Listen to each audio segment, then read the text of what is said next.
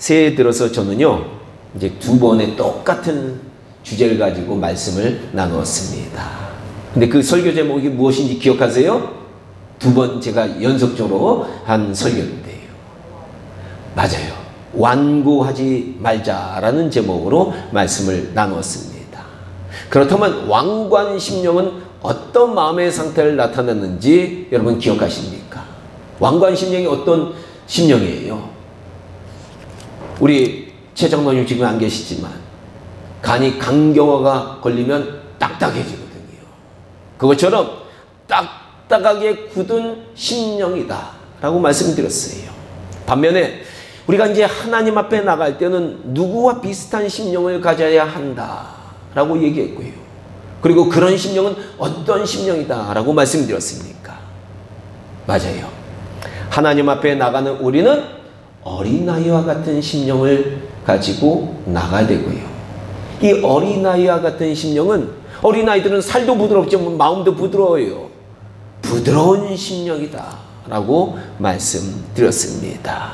그런데 오늘 본문 말씀에 보니까요, 이 부드러운 심령의 상태와 비슷한 한 존재가 나옵니다. 그 존재가 뭡니까? 버러지 같은 야곱. 버러지 같은 야곱이라는 표현이 나옵니다. 사실 이제 예전 성경에는요, 이 버러지를 뭐라고 번역했느냐 하면은 지렁이라고 번역했어요. 그래서 너 지렁이 같은 야곱아, 이런 말씀 많이 들어보셨을 거예요. 그러나 이제 히브리어 원어상으로 보면요, 이 버러지는 음식물이 부패했을 때 나오는 구더기 같은 벌레들을 의미합니다. 그래서 최근 성경은 지렁이보다는 버러지로 번역을 하고 있는 거예요. 그게 맞는 것 같아요. 그래도 우리가 지렁이나 버러지는 별 차이가 없는 것 같습니다. 둘 다 연약한 존재고요, 하찮은 존재를 의미합니다. 여러분, 지렁이 밟으면 그냥 끽 죽잖아요. 버러지도 구더기도 밟으면 그냥 그 자리에서 즉사해요. 둘 다 연약한 존재가 하찮은 존재고요, 지렁이나 구더기는 그 피부가 연약하고 부드럽습니다. 이는 그 마음이 부드러운 상태를 상징한다 라고 말할 수 있습니다. 즉 버러지 같은 야곱은 연약하고 하찮은 존재로서 비참한 상태에 있었던 이스라엘 백성들을 나타내는 표현이다 라는 거예요. 원래 구약 성경에 여러분 보면 이스라엘의 조상 누굽니까? 야곱이잖아요. 야곱. 아브라함도 조상이 있지만 본격적인 조상이 된 분이 야곱이에요. 이 야곱이 형 에서에게 돌아가는데 이 약복 강가에서 형한테 죽을까봐 하나님과 끈질기게 씨름을 해서 하나님을 이겨요. 그래서 너가 하나님과 싸워서 이겼다라는 이름으로 새롭게 그 이름을 주는데 그 이름이 뭡니까? 이스라엘이에요. 그리고 그는 12아들을 낳았고요, 이 10딸이 큰 민족을 이루게 되는데 이 민족을 나중에 뭐라고 부르게 되느냐? 이스라엘이라고 부르게 된 겁니다. 그러니까 하나님께서 야곱에게 이 야복 강가에서 새롭게 주신 그 이름이 그 민족의 이름이 된 거예요. 야, 하나님과 싸워서 이겼다라는 그런 이름인데, 야, 그 이름답게 오늘날도 보니까 이스라엘 민족이 중동에서 전쟁하는 모습 보세요. 대단해요. 그 많은 2억이 넘는 그 중동 민족을 그냥 대항해서 2천만도 안 되는 그 민족이 1,몇백만 분이 안 되는 민족이 그냥 싹쓸이를 해버리는 거예요. 대단한 민족입니다. 그런데 오늘 본문에 나오는 버러지 같은 야곱이라는 표현은 연약하고 하찮은 존재인 부드러운 심령의 이스라엘 백성들을 의미합니다. 오늘 본문 말씀에서 왜 이런 말씀이 나왔느냐? 당시에요, 이사야 선지자 당시에 주변의 강대국들이 계속 발흥을 하는 겁니다. 그리고 그들을, 이스라엘 백성들을 위협하는 상황 속에서 자신들이 연약하고 하찮은 민족임을 느끼게 되었고요, 하나님 앞에서 굳은 마음이 아니라 부드러운 마음으로 나가는 처참한 상태의 이스라엘 백성들을 비유적으로 말한 것이 바로 버러지 같은 야곱이라는 거예요.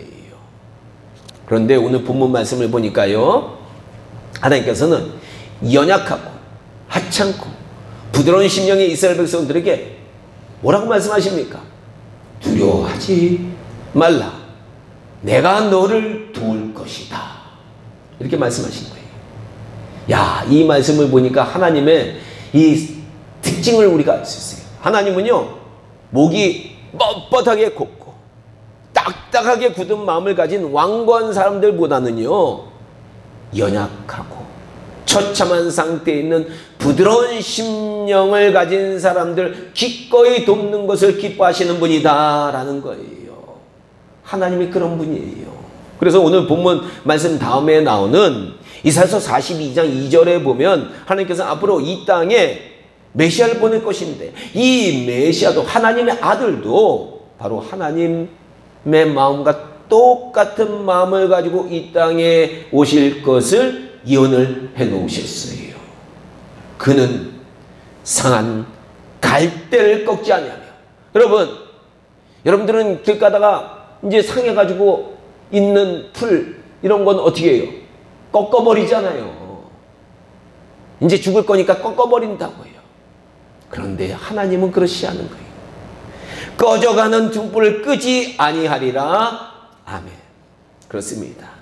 우리 예수님께서도요, 하나님 아버지의 마음과 똑같아서요, 그분의 마음이 어떤 사람들에게 이렇게 포커스가 맞춰지시냐, 상한 갈대와 같은 그런 마음을 가진 자들, 또 꺼져가는 등불처럼 그 삶의 소망이 희미한 자들에게 찾아오셔서 그들이 연약하고 상하고 처참한 심령을 위로하고 도우신다라는 거예요. 그러므로 2025년도 새해를 시작하고 있는 우리 선미교회 성도님들께서는요, 올 한 해 하나님의 도움을 받기를 원하신다면 이 버러지 같은 야곱처럼 겸손하고 부드러운 심령을 가지시길 주님의 이름으로 간절히 축원합니다. 여러분, 하나님께서 돕는 자들, 부드러운 마음 가진 자들 돕는 거예요. 딱딱한 마음 가지면 하나님이 안 도와주십니다. 부드러운 마음 가져야 돼요. 온유한 마음 가져야 돼요. 그리고 자신이 연약하고 별 볼 일 없고 처참한 상태로 느껴지시는 분, 성경에 보니까 희망이 있는 분이 오히려 이런 분들이. 주님은요, 자신이 잘 나가고 인생이 잘 나가는 분들보다는 연약하고 별 볼 일 없고 처참한 상태에 있는 분들에게 소망을 주시는 분이기 때문이다 라는 거예요. 제가 우리 하나님의 마음을 이렇게 이제 일부 예배를 드리면서 느끼는 게 뭐냐면, 여러분들은 강남에 있는 멋진 잘 나가는 교회들 성도님들과 하나님이 함께 하실 것 같죠? 물론 그분들도 함께 해주세요. 그러나 우리 하나님은요, 이 동자동의 가난한 성도들, 상처 많은 성도들, 정말로 심령이 어려운 성도들, 그분들과 함께 하시길 원하시고 그분들을 돕기를 원하시는 것이 하나님 아버지의 마음이다 라는 거예요. 그래서 저는 늘 위로를 받습니다. 우리 일부 예배 성도님들과 함께 예배 드리면요, 참 마음이 포근해요. 위로를 받아요. 그렇다면요, 우리가 겸손하고 부드러운 심령을 가지게 되면 우리에게 어떤 일이 일어나느냐라는 거예요. 두 가지로 말씀드릴 수 있는데, 첫째는요, 바로 하나님의 능력이 임하게 된다라는 거예요. 고린도서 12장에 보면은 바울 사도는요, 낙원인 3층천에 올라가서 하나님의 놀라운 음성을 듣고 오게 됩니다. 그리고 그 후에 많은 병자들 고치고 죽은 자들 살리는 능력까지 했어요. 심지어는 사람들이 바울의 몸에서 손수건이나 앞치마를 가져다가 병든 사람이 위에 얹으면 그 병이 떠나가고 악기가 떠날 정도라고 사도행전 19장 12절은 말이에요. 대단한 거예요. 요새 어떤 목사님 앞치마를 갖다 덮었는데 귀신이 쫓겨나네요.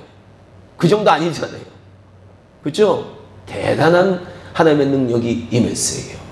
그런데 정작 바울 자신은요, 자신의 몸을 찌르는 가시, 즉 질병을 가지고 있었다라는 거예요. 하나님께서 허락하신 가시였어요.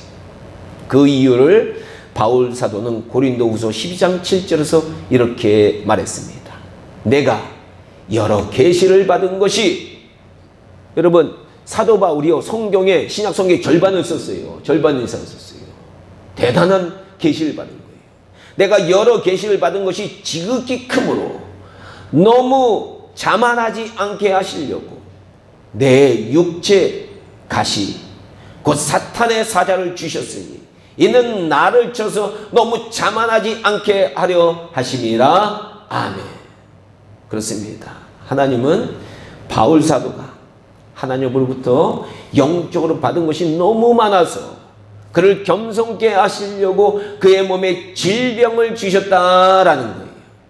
이 병에 대해서 학자들이 많이 추측을 해요. 사도 바울이 눈이 안 좋았을 것이다. 그래서 안질이 있을 것이다. 어떤 학자들은 아니다, 발작을 했을 것이다. 가끔씩 뭐 여러 가지 학설들이 있습니다. 그러나 하여튼 바울 사도도 사람인지라 이 질병을 고쳐달라고 3번씩이나 기도했는데 하나님은 그 가시를 제거해 주지 않으신 거예요.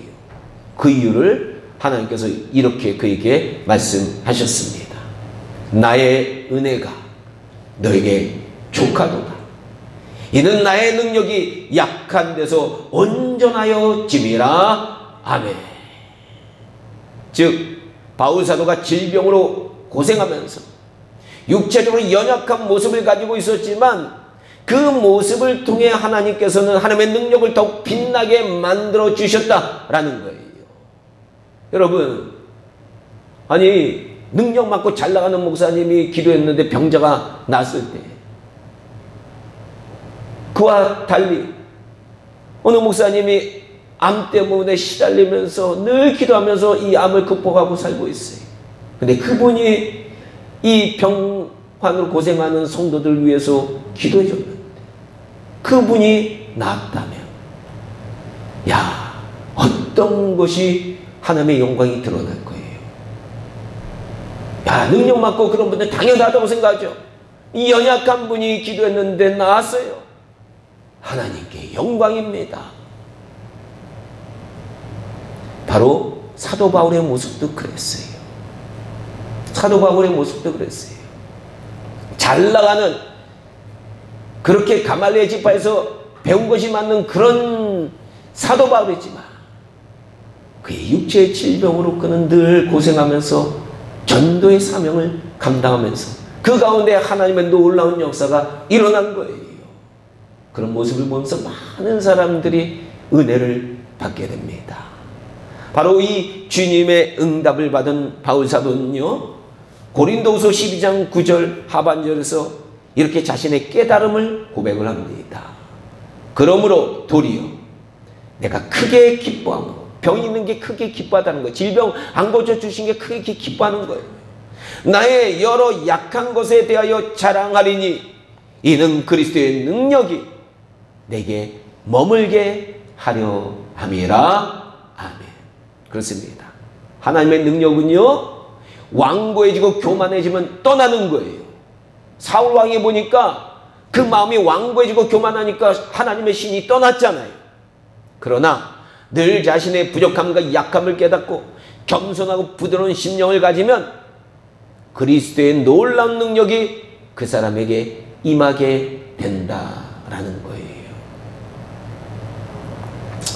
바울 사도는 그의 육체의 가시를 통해서요, 자신의 부족함을 깨닫게 되었고요, 늘 겸손했기 때문에 평생 하나님의 놀라운 능력이 그의 삶 가운데 함께 임했다라는 것을 우리가 알 수 있습니다.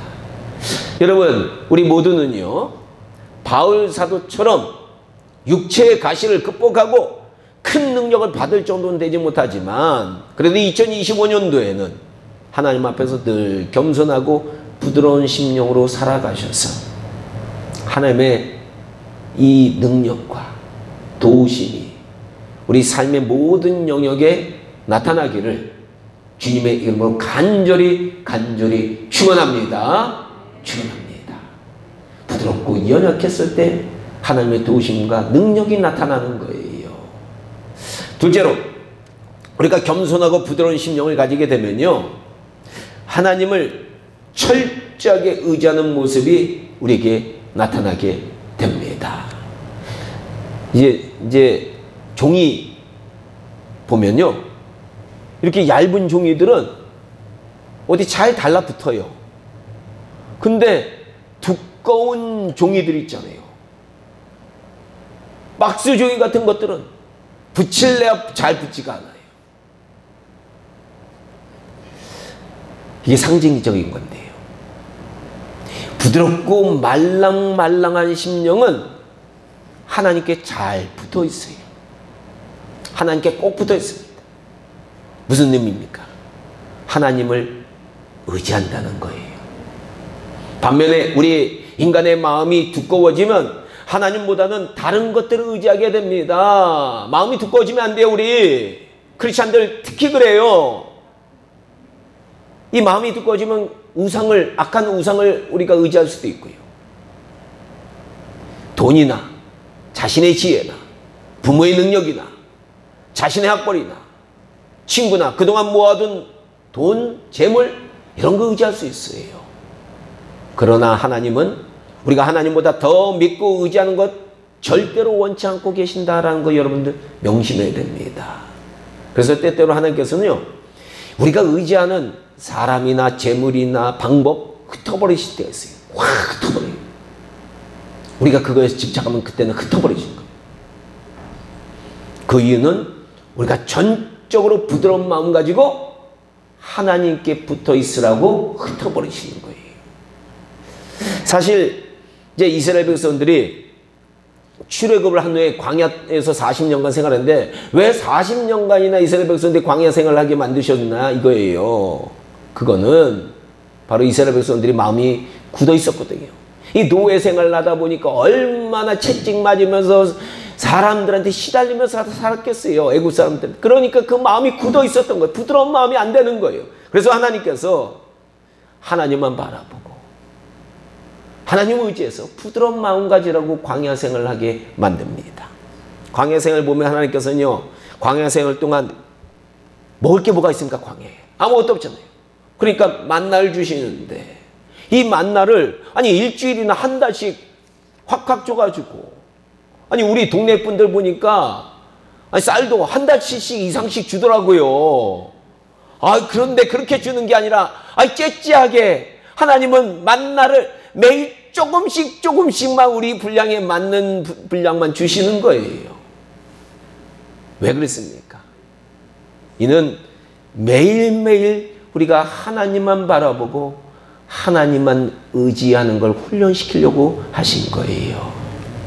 또 광야 생활에 보면요, 한 곳에 정착해서 튼튼한 벽돌집을 지어서 살게 하신 것이 아니라 하나님께서 야 오늘은 여기로 옮겨라 라고 하면 쉽게 옮길 수 있는 장막, 즉 텐트에서 살게 하셨다라는 거예요. 이것도 무슨 의미입니까? 이것도요, 우리가 어느 곳에서 살지, 어떤 집에서 살지 하나님만 의지하라는 의미예요. 오늘날도 우리는요, 이제 세상 재물이나 세상 것들, 집 있어도요, 없는 것처럼 여기고 살아가는 것이 하나님만 믿고 의지하면서 살아가는 거예요. 이런 삶이 하나님 앞에는 부드러운 마음을 가지고 사는 겁니다. 반면에 우리가 하나님보다 세상 것 의지해서 살게 되면 하나님께서는 세상 헛된 것을 의지하는 그 굳은 마음을 깨뜨리시기 위해서 고난이나 실패나 질병 같은 것들을 통해 우리의 삶을 완전히 깨뜨려 버리시는 수가 있어요. 우리도 병 한번 나봐요. 병들기 전에는 하나님 별로 안 찾다가 병만 되면 하나님 좀 이거 살려주세요. 이 병만 다 나으면 하나님 영광을 위해서 살겠습니다. 그렇게 외치는 사람 많아요. 혹은 하늘같이 믿었던 남편이나 아내나 자식이나 친구들을 통해 우리를 깨뜨리실 수도 있어요. 바로 이런 일들이 일어나는 것은 왜 일어나느냐? 굳어지고 뻣뻣한 우리의 마음을 고난의 방망이로 부드럽게 만들기 위해서다라는 거예요. 우리 성도님들 과거에 보면요, 기적이나 천을 펴기 위해서 집집마다 갖고 있었던 이 다듬이와 방망이 기억하세요? 저도 어렸을 때 그거 가지고 장난 많이 들어왔는데 이 다듬이와 방망이, 이 옛날 천들은 보니까요 많이 뻣뻣했어요. 그래서 빨래를 하고 나면 꼭 다듬이질을 해서 천을 펴줘야 돼요. 다듬이질을 하면 천이 부드러워져요. 이처럼 우리 인간도 때로는요, 고난의 방망이로 그의 삶을 사정없이 두드려야 그 삶이 부드러워질 때가 있다라는 거예요. 그러면 우리 성민교회 성도님들, 올해는 이런 고난의 방망이 맞아야 될까요? 안 맞아야 될까요? 안 맞아야 돼요. 우리가 알아서 하나님 앞에 부드러운 심령으로 나가야 됩니다. 부드러운 심령으로 나가면 고난의 방망이 대신에 하나님께서 무엇으로 우리 함께 하신다? 도움으로 함께 하신다고 오늘 본문 말씀에 말씀하고 계시잖아요. 내가 너를 도우리라. 그렇죠? 자녀들도 보면 자기 힘으로 살아간다고 막 바둥바둥거리는 사람들은 부모님이 잘 안 도와줘요.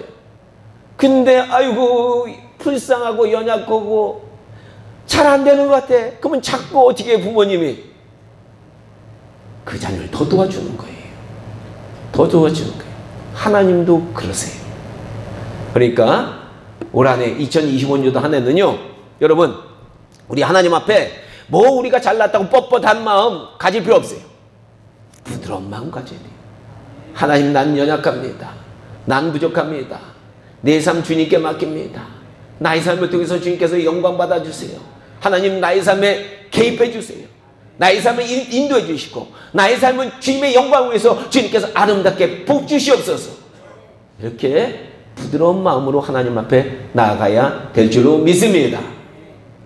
오늘 말씀을 정리해 보면요, 하나님은 부드러운 심령을 가진 사람들을 도우시고요, 부드러운 심령을 가진 자들에게는 하나님의 도우심과 능력이 임하고요, 하나님을 철저하게 의지하는 모습이 나타난다라는 겁니다. 부디 이런 모습이 우리 성민교회 성도님들의 한평생에 늘 나타나시기를 주님의 이름으로 간절히 축원합니다. 축원합니다. 기도하겠습니다.